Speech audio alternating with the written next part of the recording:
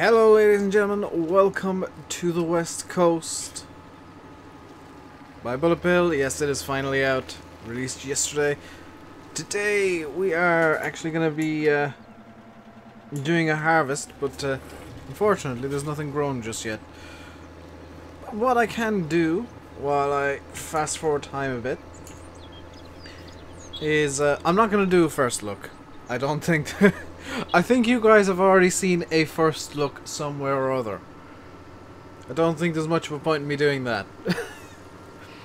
What I am going to do is I'm going to talk through what equipment I have on the farm. Now, I said I would have a color scheme for my equipment, or for my tractors and vehicles. That color is yellow. So we've got a JCB Fast Track 32-30. A New Holland Combine, which I'll get to in a minute. If I zip up here, we've got a Fast Track 8310. If I hop over here, because we're going to need to get the Combine out in a second anyway, we have, in this shit over here, a Challenger MT775E. We've got a New Holland CX1890 Combine Harvester. Now that's one that not a lot of people haven't seen. This is the CX1890. The reason I chose this harvester is very simple. It's the one that I see in real life near me. And if I were to tab over to here, we also have the Liebherr telehandler, because I didn't feel like having a front loader would be too fitting on this map. So we got a Liebherr telehandler. I'm just going to go to the garage here to show you the rest of what I've got, because there's quite a bit.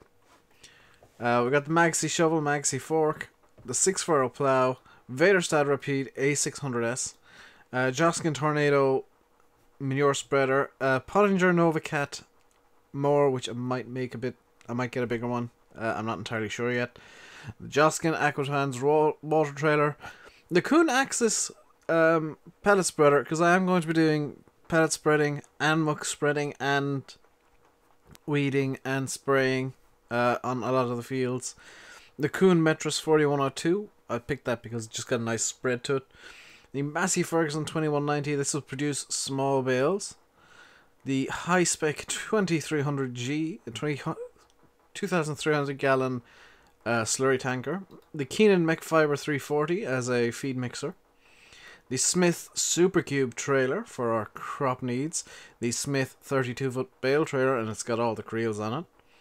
And finally the Cochet TRX H8 as a header trailer, because I think it's better than what's in game by default.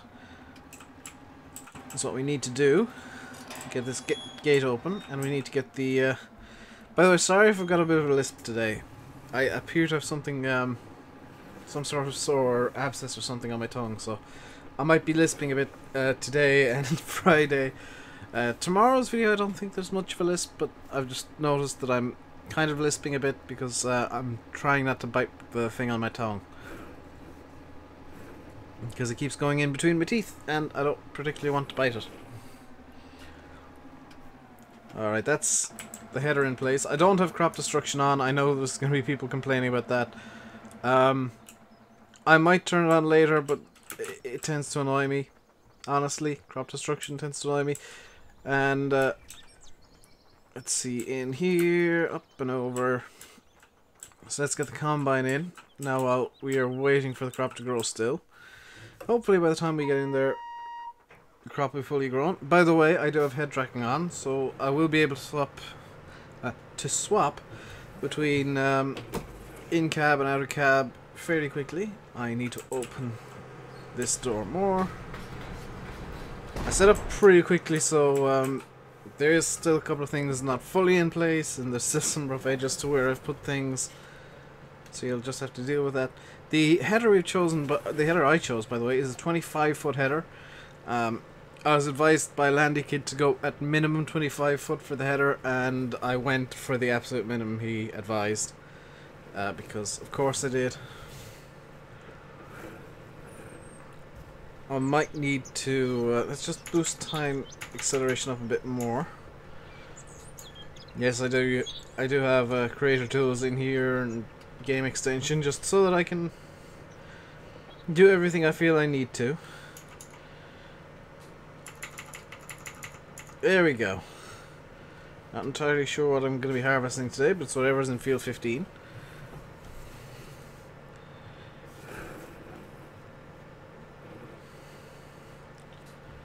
So let's see how this goes. Hopefully well.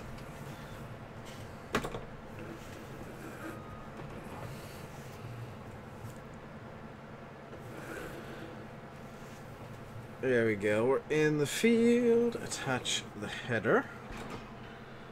Just need to get back a bit. These mirrors are largely useless, I find. Because I've hit the gate because I can't see it. Oh, I can see it. I've hit the gate because the header's in the way. I need to move this JCB out the way. I'm just gonna pull it up here. So the header trailer is out of the field as much as possible. That'll have to do.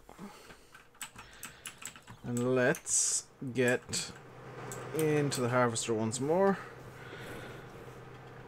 Unfold the harvester. There should be something happening behind me here. Yes, you can see it opening up. Fully unfolded. Not quite yet. Now it is though, which means that I can turn it on and turn into the field. There we go. Now, looking at it actually, this header might be a bit small for the harvester. It looks a bit odd, doesn't it? That may be something I change fairly quickly. Now you can see we're starting off at £225,408. That's not me cheating at money, that's the money that I'm bringing over from Thornton. I said I would. I have. I don't know if I've got cows yet. I might get the cows out of cheated in money, I guess is the best way to put that. We'll be doing cows. Will we actually? I might do sheep and pigs on this map because I am doing cows on Upton. I think doing sheep and pigs might be a bit of a different route to take. Now, if I do sheep, that means basically I'll get a prophy hopper and use that to collect the grass for the sheep. I'm not using seasons, by the way. The reason behind that being I'm burnt out of seasons, and this map is maybe a bit too big to be using seasons on anyway. I'd like to be able to play about and do things in my own way here. So seasons is not going to be on this map at all. I do plan on doing some forestry as well on this map. At some point, not immediately, but at some point I do plan on doing some forestry, and I'm going to steal Landy Kid's idea of just doing it with a chainsaw and basically guessing how long the logs need to be. Now, I will be editing this map ever so slightly, and the edits are going to be turning collisions off on the telephone poles because the collisions on the telephone poles annoy me, and I do plan on using courseplay, so yeah, they'll be losing collisions just so the courseplay can work these fields without me having to babysit every 10 minutes, so that I can just go and do other things as I need to. But we will be doing a bit of everything on this map. I'll be doing silage as well. We'll be working the BGA, which means we will eventually be getting a wheel loader just to run the BGA. Basically, yeah, just solely to run the BGA, effectively. We'll be getting a forage harvester, and I've got one in mind. In fact, I've already got it activated in this mod folder. Got a lot of the mods that I want already activated. There's one that I'd really like that doesn't even exist yet. And that is the Mikhail 991 Bale Wrapper by CD Models. I can't wait for that to come out. That is going to be very heavily used by me, especially seeing as it has I've been told will have color selectable wrap. And if that's the case, well, that's a very happy Dave. He gets to have his color selectable wrap on a bale wrapper he actually wants. I'm not a big fan of the Ursus one, and the Kuhn combi baler is great, but it kind of only really has one purpose, and that's making silage bales. So this New Holland CX8090, I've had this mod for a while. It's the New Holland CX8000 pack, not the one on the mod hub, it is a different pack. This one is on Mod Hoster. It's been out for a little while. It's basically, I believe, an editor of the TC590, much like the 8000 pack on the Mod Hub is, but it's a different edit by different, I think, different people. I presume different people. It comes with a couple headers as well. I believe the pack on the Mod Hub does not come with headers. They're the two major differences between the two packs. Let's get that done. We'll raise the header up. We'll go over to this corner and we'll do, I think, 3 headlands on this field just to allow for me being an idiot. Because you guys know I'm not the best driver in the world. Even with the wheel, which is what I'm using again. Because I've had so many complaints about me not using the wheel. Oh my god. The amount of people complaining about me not using my wheel. Because effectively out of sheer laziness. And making jokes so they want to buy it off me. Not for sale, guys. This is my baby. I've just not been using it out of laziness, effectively. So today, Tuesday, I should say, was a very, very big day for releases and random things coming in and arriving for me, at least. Because obviously the West Coast is out now. That is fantastic for everybody. But for me, I've been waiting for ProMods 2.20 to come out. Because I've been waiting for the UK and Ireland update. That dropped. So I've got that downloaded now as well. And as well as that, a special little present I bought myself. I bought myself a birthday present. It arrived today. It is an Elgato Stream Deck, which I don't have set up at all yet. I've been... Literally, I woke up, went downstairs, did some work, came back upstairs to grab some stuff so that I could do more work, and as I came back upstairs, I got loads of notifications from Discord. West Coast had dropped. I got even more... Well, no, sorry, the first set was ProMods 2.2 was out. The second set was West Coast was out. I went into the kitchen here and saw a big, huge box with my name written on it, and that was the Stream Deck after arriving, as well as something from the postal service letting me know that I could now order stuff from wherever I want and get it sent to a certain address, and they'd post it onwards for a small fee. But yeah, today is a busy day for me. And it's still only the beginning, and it's almost 6 o'clock. So I'm gonna have a fun evening ahead, I believe. On the bright side, I should actually mention as well, there won't be any multiplayer video this week. Because obviously I'm recording West Coast instead. I think you guys would like West Coast videos a bit more than a multiplayer. Hopefully we'll be bringing back the multiplayer with Sim, Faye and Chris next week. Fingers crossed if we can all get into the same place at the same time. Obviously the last 2 weeks have been kind of... Basically, I've been saying to the guys, you know, if West Coast comes out on a Tuesday, I am 100% not doing multiplayer, I won't be there.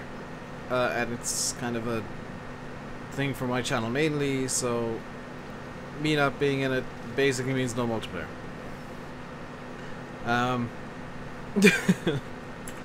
Which sounds silly seeing as Sim is the bigger channel, but it tends to not happen if I'm not about. Also, it's on my server, so I can take the server down and troll them so hard. But I won't. I'm not that mean. But what we are gonna do is this combo. The yields here are really actually quite small. I probably should have sprayed this field before I even started, because we've been going for 15 minutes now, and all I've succeeded in doing is getting 6,700 liters of what is this, wheat into the tank of this combine. I've not filled it once. So we're going to do 3 headlands. We're just coming up to the end of the second. Then we're going to go straight up and down. The third headland is basically going to be a convenience headland so that I definitely 100% have room to turn. You can see that I am focusing on the left-hand side of the combine here, just so that I can get the best cut possible. I believe this is what's done in real life, is you check the side that's doing the actual cutting of the edge. You try and get it as close as you can to the edge. Just so that you're not overlapping too much with the previous pass. So third headland is underway. This combine, I must admit, is very nice. I believe there are a couple of minor issues with it, but it is a very nice combine overall.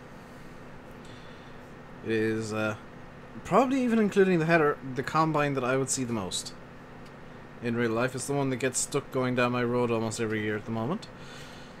I don't know if it got stuck this year actually, but yeah, I'm guessing it's a contractor's combine, but they have incredibly bad luck in that there's always cars parked just close enough together that the combine can't really pass them safely.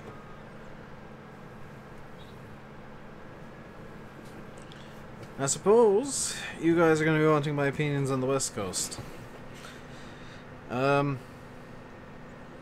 It's a fantastic map. I mean, what else can I say? It's probably one of the best maps for Farm Sim. It feels very homely to me. Very much not an Irish vibe, but definitely a kind of a real area vibe.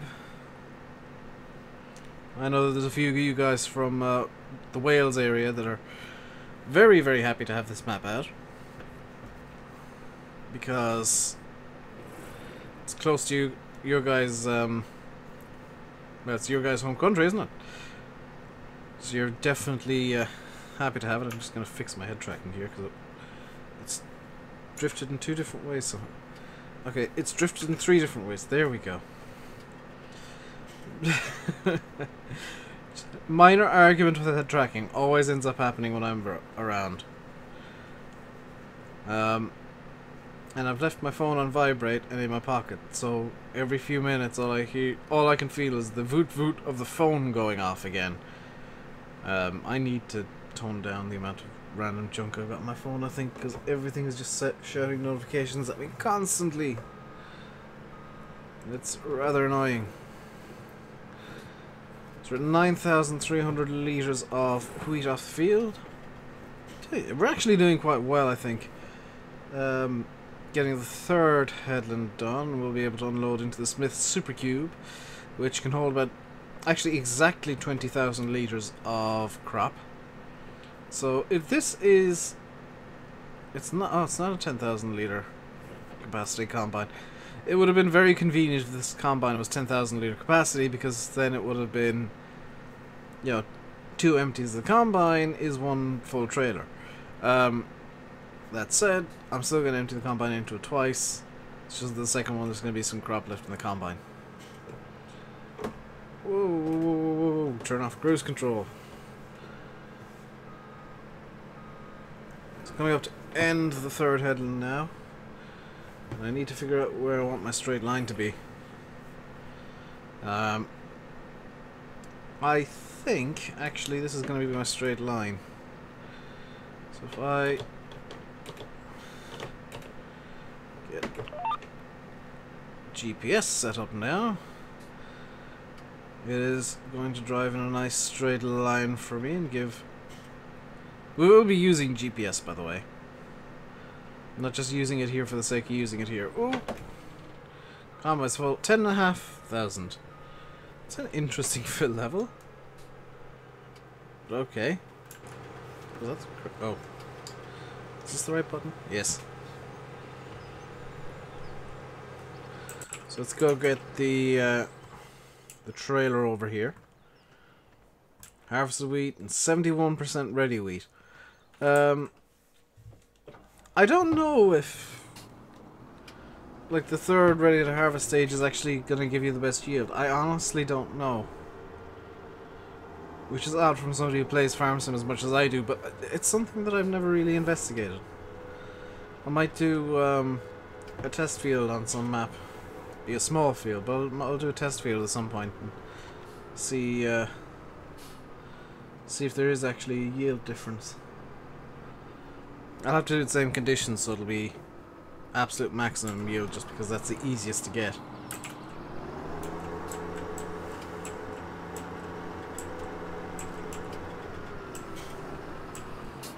So, here's an interesting little thing. And this was completely unintentional, because I'd already got the equipment picked out. I've been told by a few people, I've seen a few people say they'd love to see fast tracks working on the West Coast. I'd already decided I was going to use fast tracks before I saw those people saying that. And I've had all sorts of equipment requests, because it was very interesting seeing people try and guess what equipment I'd want to use. Because I'm notorious for picking very small stuff. Like, probably overly small stuff. Whereas this time I think I've picked equipment that's probably, if not perfect, then definitely a lot closer to being correct in terms of scale.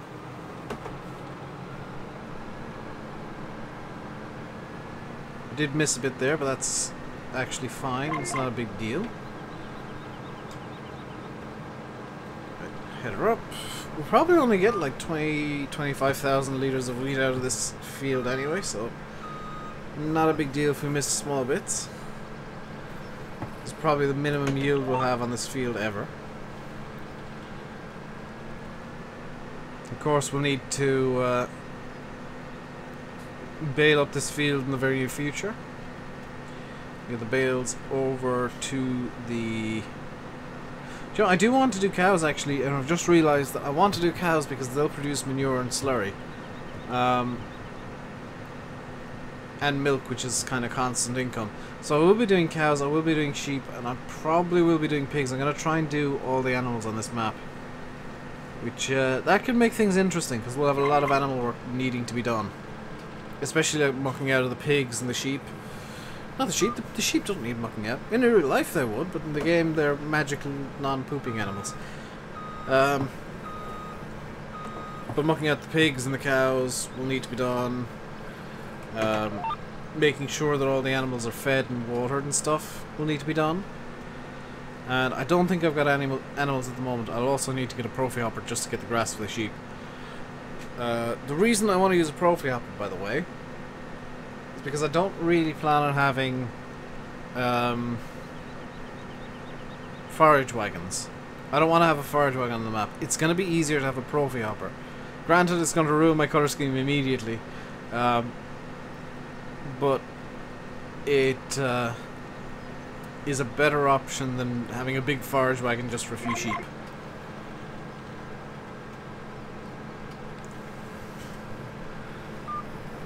So let's get this spun around. Fully spun around. And I should say that usually I use BGA extension in maps. I have switched it off for the time being on this map for sure, and I will be switching it off on Upton as well. The reason being, I do plan on doing silage and BGA work on both maps. I want to do a bit of everything in both maps. And this is indeed that is an incredible view. Wow. I've been told by Oxygen David that there are 12,000 trees dotted around this map. And it's very easy to see how there are 12,000, looking over the forest over there, and the forest over there, and the forest over there. You know, it's very easy to see how there's 12,000 trees total on the map. And it's incredible that it's optimized with 12,000 trees. Possibly more. I don't know. But I know that I'm gonna talk about this very briefly. The map has failed console testing twice, and The reason it's been failing console testing specifically and passing PC testing, it's past PC testing, obviously it's out. The reason for that, and the reason that some modders just seemingly give up on console mods entirely out of the blue, is Giants don't have any sort of help for modders. They don't have any support for modders trying to bring stuff to console. They'll tell modders, okay, this is wrong. They won't tell any. They usually won't tell how to fix it. They don't have any tools on diagnosing these problems before the mods put forward to Giants for testing. For consoles in particular, and Giants flat out refuse to effectively work with modders for mods on console, which is something Giants put into the game. So,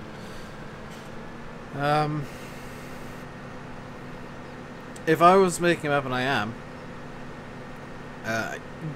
even though I wasn't planning on bringing it to console anyway, I'm definitely not now, because if Giants care that little for modders, that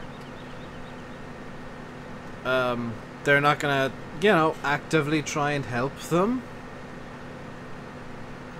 If they're gonna have that kind of contempt for the console players, that they're not gonna help modders bring their stuff to console, because that's all I can see was happening.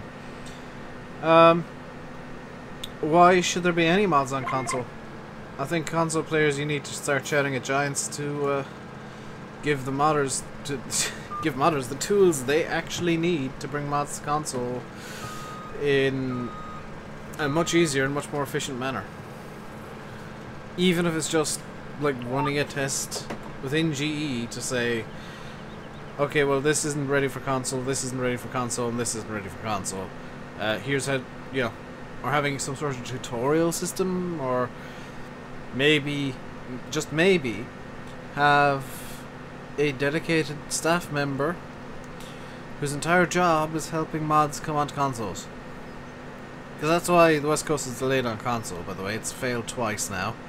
Actually 3 times. And it's random failure. It's failures BulletBill couldn't have seen coming. The one failure on PC was easily fixed, I believe, and it was actually just confusion. But the console failures, nobody can see those coming, because there's no way of seeing them coming. Even BulletBill couldn't see them coming. You know, if you can't test stuff, then of course there's going to be failures, because you don't know if it's correct or not. And that's something Giants needs to fix. And it's so infuriating that they're bringing mods to consoles, but at the same time they're not helping modders bring the mods to consoles. They're trying to have their cake and eat it, Giants are, and it's frustrating. As somebody who's been in game development in the past, and I'll openly say this, I have been involved in game development in the past myself. It's frustrating to see Giants give the players something in giving them mods for consoles, but then not give the content creators and the modders something to allow the players get what the company wants, which is mods on consoles. It's frustrating. It's infuriating, because all it would take would be a couple of 100 lines of code in GE to run an effective console testing environment. Wouldn't even need, you know, console code in it. Wouldn't need any code from the PS4 or Xbox One. It would literally just be, okay, is this mod console ready or not? Yes, no, maybe. Okay, it's not.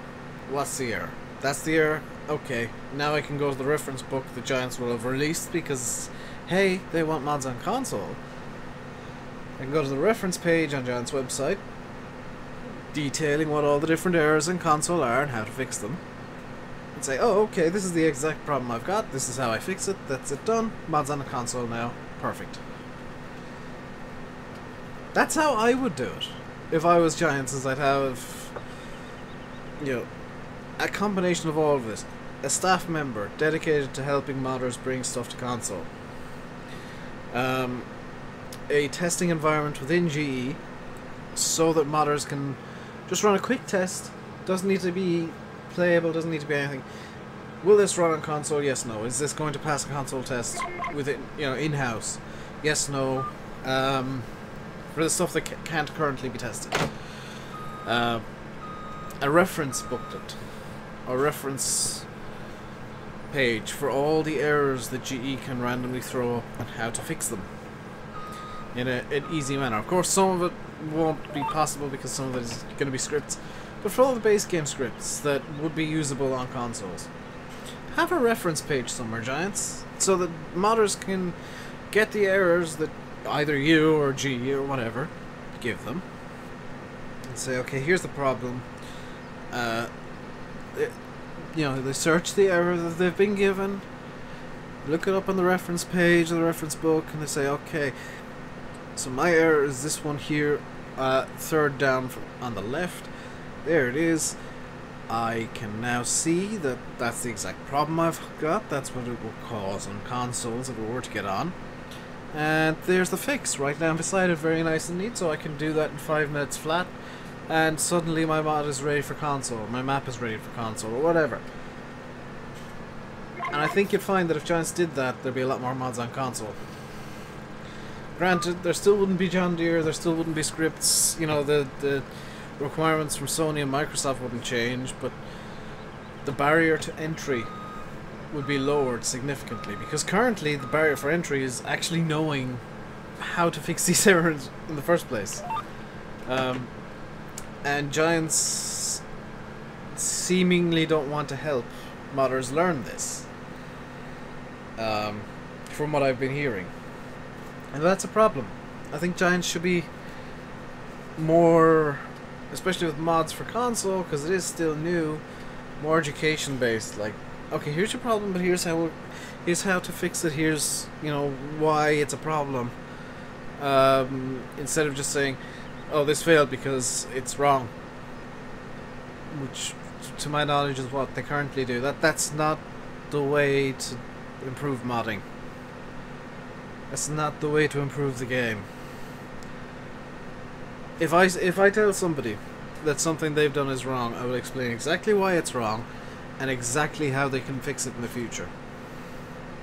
I always do that with map makers when I point out an issue on maps. It's like, okay, here's the problem, here's what I do to fix it, and here's why it's a problem as well.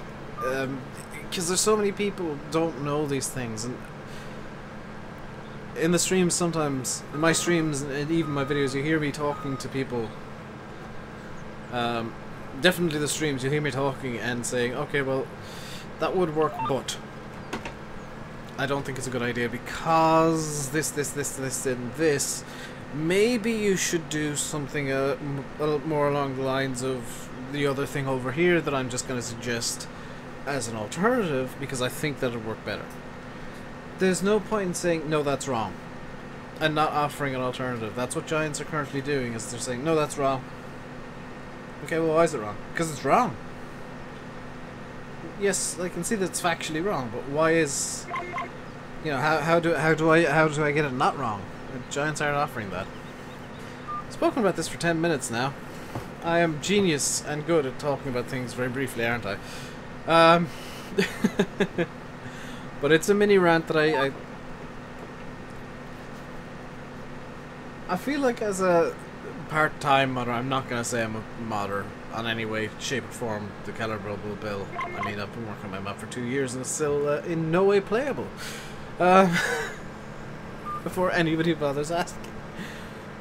But as a player who wants to see everybody get a fair and equal chance, I think it's a shame that Giants are kind of punishing the mod community, mod making community, for their decision to put mods on consoles. And that's the way I see it anyway. I don't know if you guys would see it the same way. Or if you're a modder, if you see it like that as well. I honestly don't know. That's just my view. I could be wrong. If I am wrong, tell me why I'm wrong and give me an alternative solution. No. But that is going to do it for today, guys. I hope you've enjoyed. We've only managed to actually empty the combine the once, annoyingly. If you did enjoy the video, please do hit that like button and don't forget to subscribe if you haven't already.